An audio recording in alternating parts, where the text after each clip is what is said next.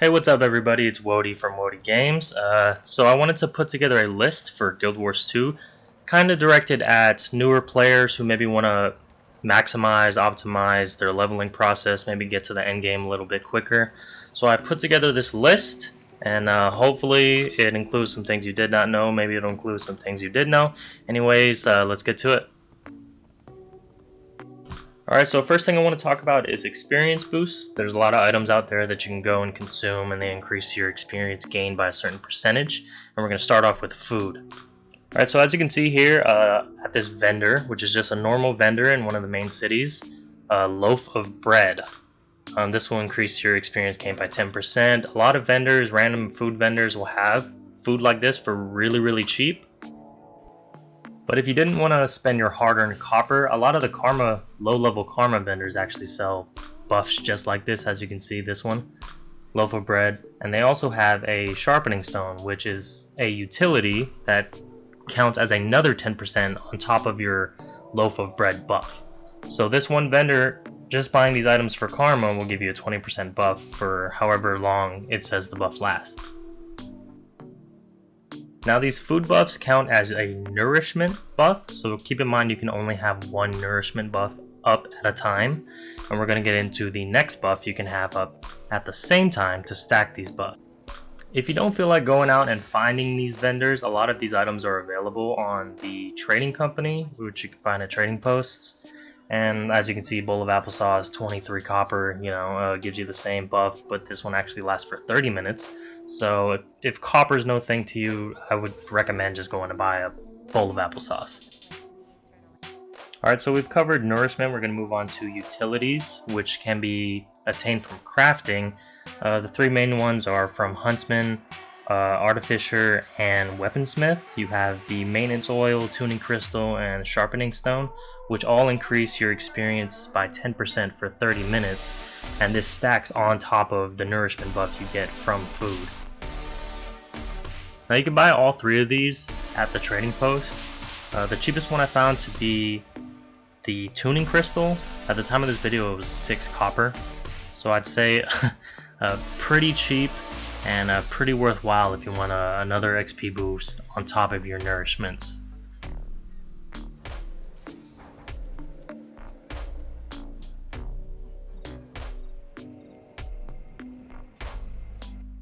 Alright, third buff, I'm going to open up my guild panel and travel to my guild hall, just like this.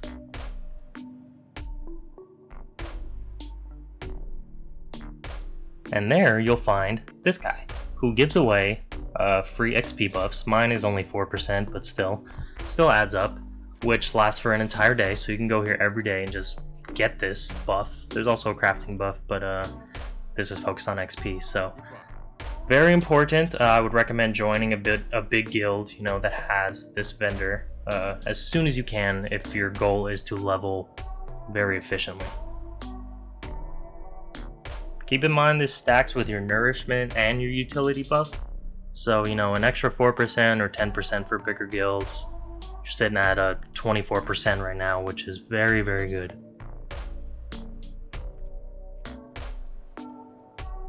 Alright, so the last item I want to talk about is actually obtained through laurels, which you get from your daily logins or your achievement chests. If your goal is to level as fast as possible, this is definitely a must. So just go to any major city, go and find a laurel vendor, talk to them, go down and find the XP buff.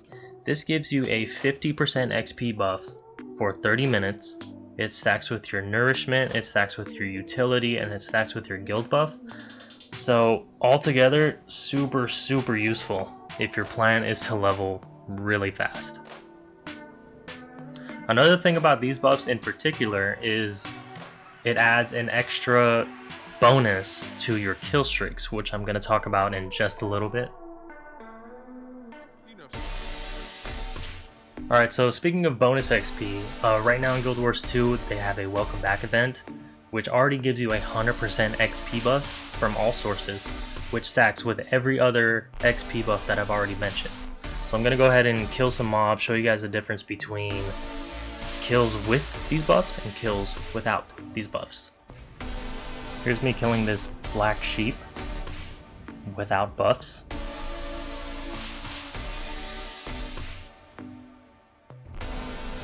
And here's me killing one with the buffs. So as you can see, double bonus XP just from the kill.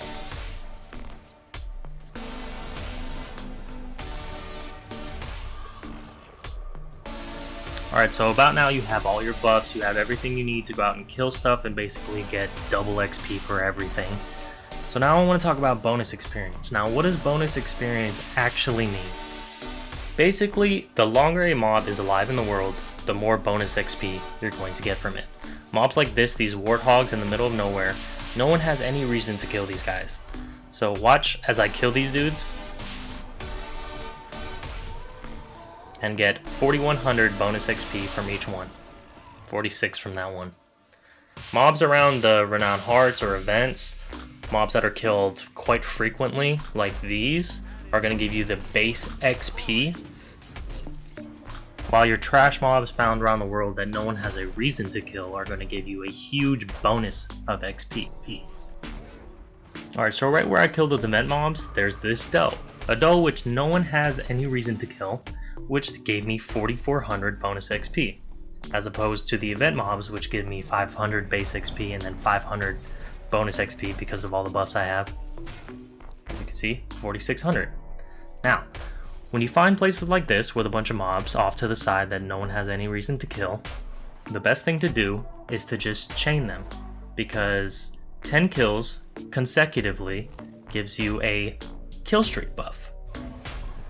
So I'm going to go over here and kill these spiders, which again no one has any reason to kill, and just kill a bunch of them in a row.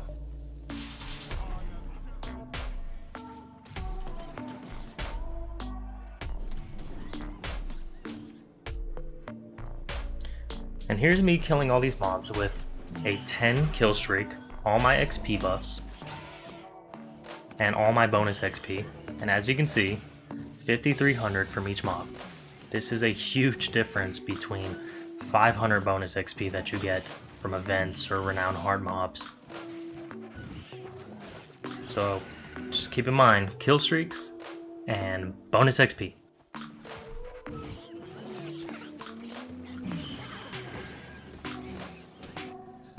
Alright, so the last thing I'm going to talk about is crafting. If you want to level from crafting, I recommend you start at a higher level when you have maybe some money to spend. So cooking and jewel crafting are probably the easiest and the cheapest. As you can see here, I just have a bunch of copper ore, and I'm not going to gain experience so you can see because I'm already level 80 with mastery and it just doesn't give XP at this level. Now every time that yellow bar at the top goes to the next level, you will gain experience. This is really valuable at a higher level. Me personally, I got from level 72 to 80 just from leveling cooking. And the reason I say wait till you're a higher level is because you'll probably have more money to spend for ingredients to really speed up this process.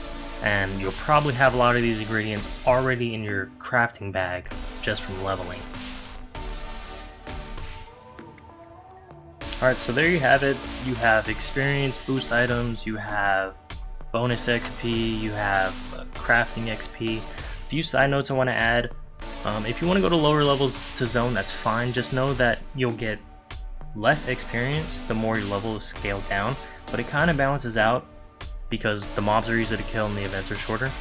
Another thing is the story missions. So the story missions can run on pretty long, with some taking 20 to 25, even 30 minutes. That's a whole XP boost right there. If your boost runs out during a story mode mission, wait till the end and wait till you finish the mission and your reward pops up, and before you click the reward, pop all your buffs and it'll still count for the entire story mission. Alright, and that's my video. Thanks for watching. Thanks to everyone who's viewed my other videos. The channel's doing pretty good. Thanks to everyone who's subscribed, and if you like the video, like, subscribe if you want more content like this, and thanks.